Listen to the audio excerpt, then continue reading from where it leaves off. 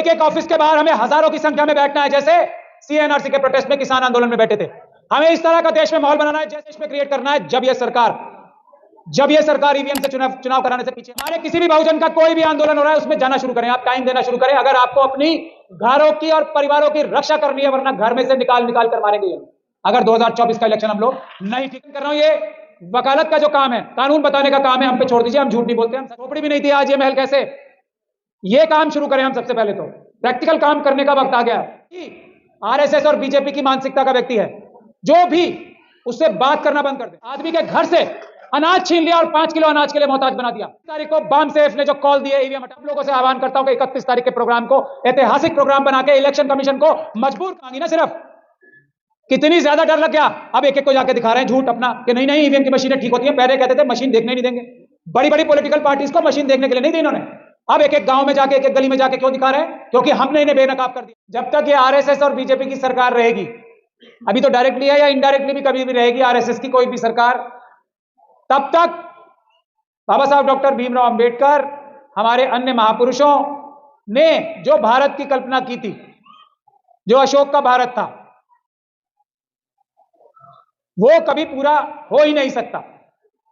एक बात हम सब ने समझ ली है, और इन लोगों को हटाने का तरीका भी हमने समझ लिया है कि हम लोग 90% हैं, 88% हैं, वोट देंगे, इनको हटा देंगे।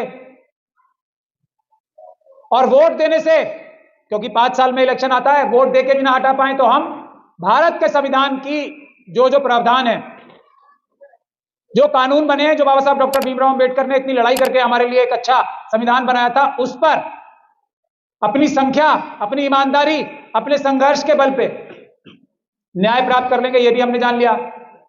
तो अब आरएसएस और बीजेपी के लोग क्या करें, उसका एक एग्जाम्पल अभी कल आया है। उससे पहले भी एग्जाम्पल चल रहे हैं बहुत। कल वाला एग्जाम्पल मैं अभी बताता हूं, लेकिन जो सबसे बड़ा मुद्दे 2 चल रहे हैं इस वक्त देश में। तो ये जो हम सेमिनार्स करते हैं, मैं बार बार इस बात को बोल रहा हूं, जितने लोग हम सेमिनार्स में आते हैं, सड़क पे संघर्ष करने के लिए उतरे उतने लोग। और दूसरा, जो भी आरएसएस और बीजेपी की मानसिकता का व्यक्ति है, जो भी उससे बात करना बंद कर दें। पहला जो आपको रास्ता में बात ही करना बंद कर दें। उनसे हमारा सिर्फ एक रिश्ता है, उनको जेल भिजवाने का, क्योंकि उन्होंने देश लूट के खा लिया है। पिछले 10 सालों में देश को लूट लिया। एक एक आदमी के घर से अनाज छीन लिया और 5 किलो अनाज के लिए मोहताज बना दिया। एक एक आदमी के घर से अनाज छीन लिया और 5 किलो अनाज के लिए मोहताज बना दिया। हम लोग जो दुनिया और देशवासियों को अनाज खिलाने वाले लोग थे, आज 5 किलो अनाज के लिए मोहताज बना दिया।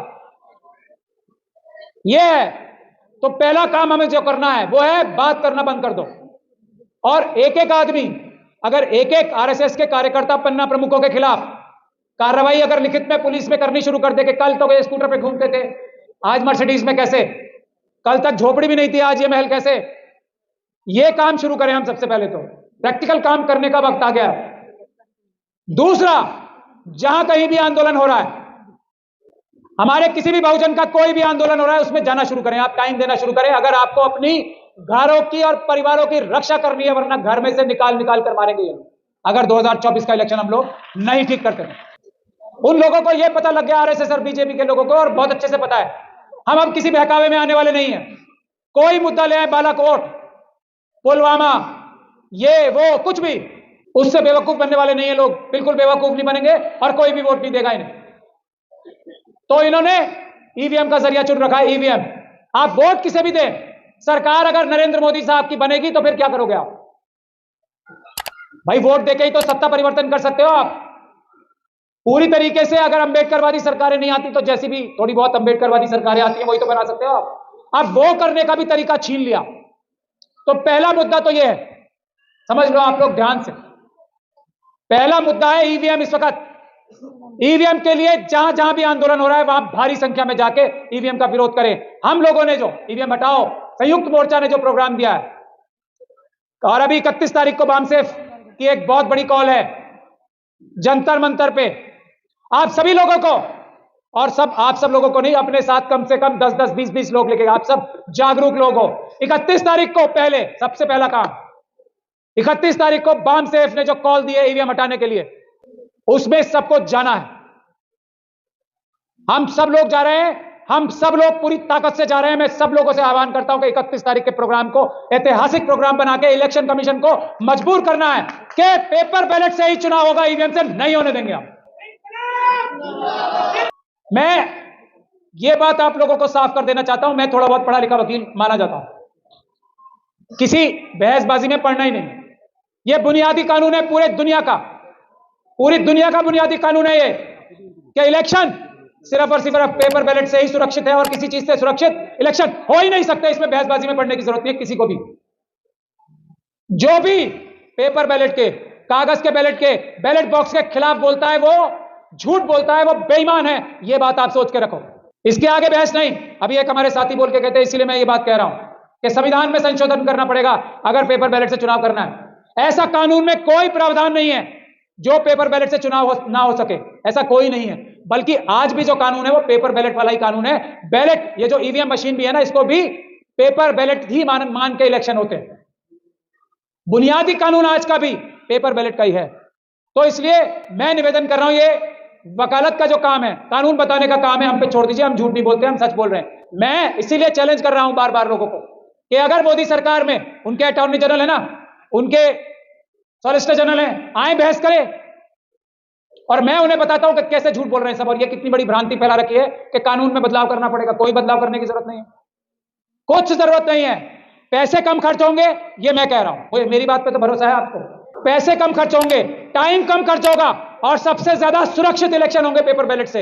ईवीएम से चुनाव सुरक्षित हो ही नहीं सकते, पैसे ज्यादा खर्च होते हैं और धोखा ही धोखा है, टाइम भी ज्यादा लगता है। तीनों तरीके से ईवीएम से चुनाव धोखा ही धोखा है, फ्रॉड ही फ्रॉड है। इसके अलावा कुछ बात ही करने की जरूरत नहीं है। जो ईवीएम के पक्ष में बात करता है वो समझ जाओ, या तो बेवकूफ बन रहा है या बेवकूफ बना रहा है। देश बचाओ। एक एक व्यक्ति भी जो कहीं भी ईवीएम का सेंटर है ना, जैसे रिटर्निंग ऑफिसर अभी देश में 543 बनेंगे लोकसभा का चुनाव कराने के लिए। एक एक ऑफिस के बाहर हमें हजारों की संख्या में बैठना है, जैसे सीएनआरसी के प्रोटेस्ट में किसान आंदोलन में बैठे थे। हमें इस तरह का देश में माहौल बनाना है जैसे SC/ST एक्ट जब हटाया था 2018 में अप्रैल 2 को, वो माहौल देश में क्रिएट करना है। जब यह सरकार ईवीएम से चुनाव कराने से पीछे हटेगी, वरना इनकी तो जिंदगी और मौत का सवाल है। वोट इन्हें एक भी नहीं पड़ना और ये ईवीएम से चुनाव नहीं करेंगे, ऐसा कभी संभव है? समझ लो बात। और किसी तरीके से नहीं मानने गए, दुनिया भर के झूठ बोलेंगे। अब इलेक्शन कमीशन को सड़कों पे उतार दिया। पहले हमने 50 मशीनें मांगी ना सिर्फ, कितनी ज्यादा डर लग गया। अब एक एक को जाके दिखा रहे हैं झूठ अपना कि नहीं नहीं ईवीएम की मशीनें ठीक होती हैं। पहले कहते थे मशीन देखने नहीं देंगे, बड़ी बड़ी पॉलिटिकल पार्टीज को मशीन देखने के लिए नहीं दी इन्होंने। अब एक एक गांव में जाके, एक एक गली में जाके क्यों दिखा रहे हैं? क्योंकि हमने इन्हें बेनकाब कर दिया। और ये बात जानते हैं, जब अम्बेडकरवादियों ने कमर कस ली है, अब मुकाबला होगा। जो व्यक्ति जैसे ईवीएम के बारे में जो बोलता है वो चोर है, बदमाश है। जो ईवीएम का सपोर्ट करता है वो डकैत, लुटेरा, चोर, बेईमान, देशद्रोही है। सीधी बात। उसी तरीके से रिजर्वेशन के खिलाफ जो बोलता है वो बेईमान, चोर, लुच्चा, लफंगा, लुटेरा सब है। बात ध्यान से समझ ले। जो रिजर्वेशन से किसी भी नौकरी में जाते हैं वही ईमानदार हैं, उन्हीं के पास दिमाग है। जो रिजर्वेशन से नहीं जाते वो कमअक्ल हैं, बेवकूफ है, गधे हैं। करे केस मेरे ऊपर, मैं साबित करूंगा। ये बात अपने दिमाग में क्लियर कर लें। हम ये बात क्यों कहते हैं? सुप्रीम कोर्ट की जजमेंट है, रिजर्वेशन मींस मीडियोक्रिटी, मतलब रिजर्वेशन को सुप्रीम कोर्ट ये बोल रही है कि जो क्वालिटी है कॉम्प्रोमाइज होती है। इससे बड़ा झूठ दुनिया में कोई नहीं होता, हो ही नहीं सकता। वोट हमारा, राज तुम्हारा। वोट हमारा, राज तुम्हारा।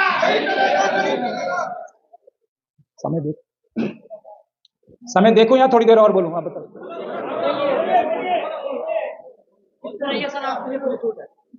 शुक्रिया मुझे छूट देने का। आरएसएस से भी यही को छूट दे दूंगा